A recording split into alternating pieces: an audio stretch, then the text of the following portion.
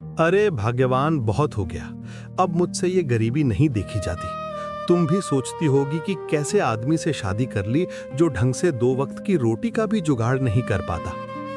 अरे आप भी कैसी बातें करते हो। इसमें तुम्हारी कोई गलती नहीं है। आप तो रात दिन मेहनत करते हो। चलो छोड़ो ये सारी बातें। मैंने रोटी बना दी है, अब खा लो। बस इतना सुनकर भोला रोटी खाने बैठ जाता है। तभी वो देखता है कि थाली में एक रोटी और सब्जी थी। ये देखकर भोला को आंसू आ जाते हैं और वो सोचता है, मेरी पत्नी कितनी अच्छी है और कितनी त्याग करने वाली है।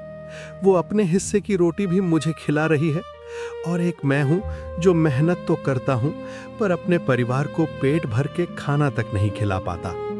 मुझे कुछ बड़ा करना होगा। इतना सोचकर भोला खाना खा लेता है, लेकिन रात भर वो बेचैनी में करवटें बदलता रहता है। एक गांव में भोला नाम का एक गरीब किसान रहता था। वो अपनी पत्नी के साथ एक छोटी सी झोपड़ी में रहता था और दिन रात मेहनत करने के बावजूद गरीबी उसका पीछा नहीं छोड़ती थी।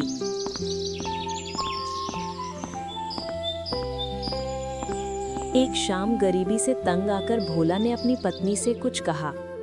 बस बहुत हो गया। अब से मैं केवल लकड़ियां काटकर गुजारा नहीं करूंगा। मुझे कोई और काम करना होगा जिससे 2 वक्त की रोटी से ज्यादा का जुगाड़ हो सके और मेरे परिवार की जिंदगी सुधर सके।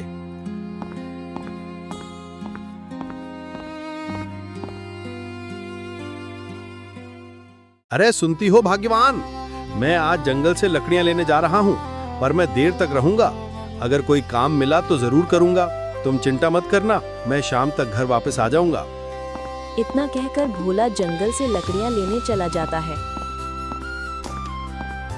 भोला जंगल के रास्ते जा रहा होता है, तभी उसे गांव का सबसे करोड़ीमल आता हुआ दिखाई देता है। करोड़ीमल गांव का सबसे कपटी, मक्कार और मालदार आदमी था। करोड़ीमल हमेशा दूसरों की जमीन, धन दौलत को हड़पने की कोशिश में रहता था। उसकी बुरी नजर भोला की छोटी सी जमीन पर भी थी। भोला, ओ भोला, इतनी जल्दी में कहाँ जा रहा है? रुक जा जरा। भी एक तो ये जुकालम, मेरा पीछा ही नहीं छोड़ता। करोड़ीमल जी नमस्कार। एक गरीब आदमी हूँ, बस 2 वक्त की रोटी का जुगाड़ करने जा रहा हूँ ताकि अपने परिवार का पेट भर सकूं। ये गरीबों के उबली सीधी बातें हमें बिल्कुल भी समझ में नहीं आती हैं। ओ भोला, तुम ये सब छोड़ो और ये बताओ, तुम लकड़ियां दे सकते हो क्या? हाँ हाँ, क्यों नहीं। करोड़ीमल जी, मैं आपको हर रोज लकड़ियां दे दिया करूंगा, बस आप मुझे थोड़ा उचित दाम दे देना। इतना कहकर भोला जंगल की ओर चला जाता है। आया बड़ा मुझे लकड़ियां बेचने वाला। देख तेरे घर को मैं कैसे हड़पता हूँ। अब भोला का रोज का यही काम हो गया था। वो सुबह से शाम तक जंगल से लकड़ियां काटता और शाम को लाकर करोड़ीमल को दे देता। कुछ दिन ऐसे ही बीत गए। एक दिन भोला करोड़ीमल के घर लकड़ियां लेकर जाता है और करोड़ीमल से हिम्मत करके बोलता है, करोड़ीमल जी, मुझे कुछ जरूरी काम के लिए पैसों की सख्त जरूरत है। क्या आप मेरी मदद करेंगे? इतना सुनकर सेठ करोड़ीमल के कान खड़े हो जाते हैं। उसके चेहरे पर लालच भरी मुस्कान आ जाती है। तब करोड़ीमल उछलकर बोलता है, हाँ हाँ हाँ, बोलो बोलो, तुम्हें पैसे चाहिए? नकद चाहिए या उधार पैसे चाहिए? मेरे पास तो ढेरों पैसा है। हाँ करोड़ीमल जी, मुझे कुछ पैसे उधार चाहिए। मैं धीरे धीरे लौटा दूंगा। पैसे तो मैं दूंगा, पर एक शर्त है, तुम्हें ब्याज सहित मुझे लौटाना होगा, और अगर नहीं लौटा पाए तो तुम्हारा घर। खैर बोलो, तुम्हें कितने रुपए चाहिए? करोड़ीमल जी, मुझे बस 200 रुपए चाहिए। तब लालची करोड़ीमल तुरंत 200 रुपए भोला को दे देता है। उसके बाद भोला खुशी खुशी अपने घर चला जाता है। हाँ हाँ हाँ बेटा, आया अब ऊंट पहाड़ के नीचे।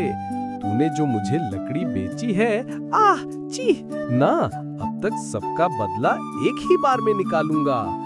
भोला बेटा तू सीधा सादा है, तेरा घर अब मेरा होगा।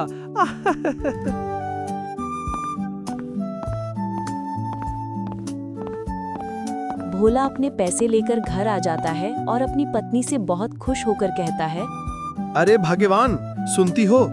अब मैं लकड़ियां काटना छोड़ दूंगा और एक छोटा सा व्यापार करूंगा।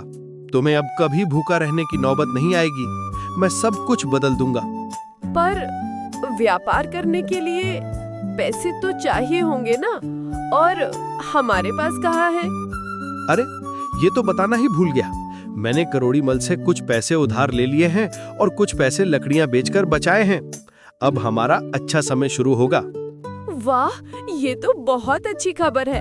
ठीक है, इस खुशी में पहले पेट भरकर खाना तो खा लो। अरे हाँ, क्यों नहीं, क्यों नहीं।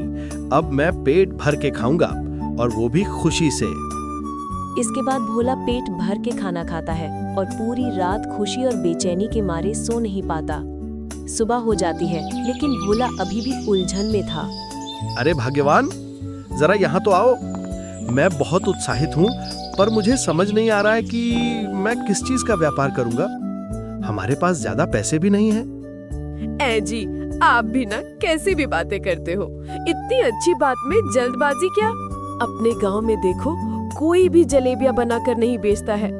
आप गर्मा गर्म जलेबियां बनाकर बेचो, ये काम जरूर चलेगा। तुम सही कह रही हो भाग्यवान। ये उपाय मेरे दिमाग में पहले क्यों नहीं आया? तुम्हारी अकल तो मुझसे तेज है। इसके बाद भोला बाजार जाता है और जलेबियां बनाने का सारा सामान लेकर आता है। फिर भोला गरम गरम जलेबियां बनाता है और बाजार में बेचने लगता है। आओ आओ, भोला की गर्मा गर्म जलेबियां खाओ। ये ऐसी जलेबियां हैं कि जो भी इन्हें एक बार खाएगा उसका मन बार बार ललचाएगा। जल्दी आओ।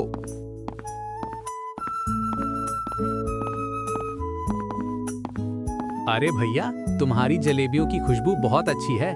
2 रुपए की जलेबियां देना। अरे हाँ हाँ, क्यों नहीं क्यों नहीं। ये लो भाई, स्वाद लेकर खाना।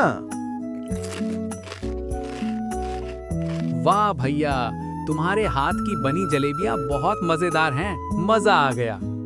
मैंने ऐसी जलेबियां पहले कभी नहीं खाई। अच्छा भोला भाई, एक काम करो, 10 रुपए की जलेबी घर के लिए और बांध दो।